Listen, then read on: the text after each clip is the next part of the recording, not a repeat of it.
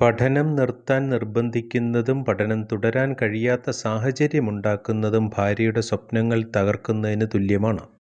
12ാം class വിദ്യാഭ്യാസത്തിന് ശേഷം ഭർത്താവും ഭർതൃവീട്ടുകാരും തന്നെ തുടർ പഠനത്തിന് അനുവദിച്ചിരുന്നില്ലെന്നും വിവാഹമോചനം അനുവദിക്കണമെന്നും കാണിച്ച് യുവതി നൽകിയ ഹർജി പരിഗണിക്കവെയാണ് കോടതിയുടെ പരാമർശം. 2015-ലായിരുന്നു പരാതിക്കാരിയുടെ വിവാഹം.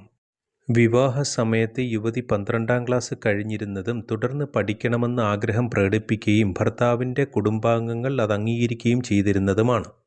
എന്നാൽ വിവാഹശേഷം പഠനം തുടരാൻ അനുവദിച്ചില്ലെന്ന് യുവതി.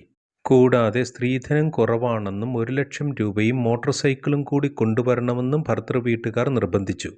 ഭാര്യയുടെ പരാതിയിൽ തൻ്റെ ഭർത്താവ് മദ്യപാനിയാണെന്നും തന്നെ അൺനാച്ചുറൽ സെക്സിന് വിധേയമാക്കുന്നതായും തൻ്റെ ജീവന് ഭീഷണിയുള്ളതായും മെഡിക്കൽ കെയർ കൊടുക്കാൻ തയ്യാറായിട്ടില്ലെന്നും ബോധിപ്പിക്കുകയുണ്ടായി.